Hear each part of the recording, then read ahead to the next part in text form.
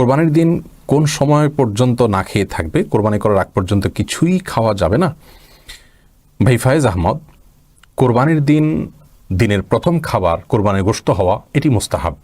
রাসূল করিম সাল্লাল্লাহু আলাইহি সাল্লামের আমল থেকে এটি সুস্পষ্টভাবে পাওয়া যায়।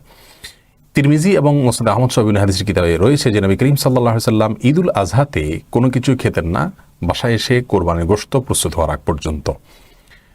বিভিন্ন সালাফ থেকে উক্তি পাওয়া যায় যে কোরবানির গোশতটা এটি মূলত তো আমরা আল্লাহকে দান করে দিয়েছি, আল্লাহর উদ্দেশ্যে পশু জবাই করেছি, তারপর আল্লাহ তাআলা সেটা আমাদেরকে খেতে দিয়েছেন। কেমন যেন আল্লাহর পক্ষ থেকে এটি মেহমানদারি। তো আল্লাহর মেহমানদারের জন্য নিজেকে প্রস্তুত করে রাখা এবং অপেক্ষা করা, এটা আল্লাহর মেহমানদারির সম্মান দেখানোর শামিল। সেই জন্য কোরবানির ঈদে অর্থাৎ ঈদুল আজহাতে আমরা ভোর থেকে কোনো কিছু না খেয়ে কোরবানির গোশত দিয়ে দিনের প্রথম খাবার গ্রহণ করব, এটি মুস্তাহাব বা সুন্নাহ। কিন্তু এটি না করলে যে কোনো গুনাহ হয়ে যাবে এমন নয়। কেউ যদি ডায়াবেটিসের রোগী হন অথবা অন্য কোনো কারণে তার খেতে হয়, তিনি খেতে পারেন।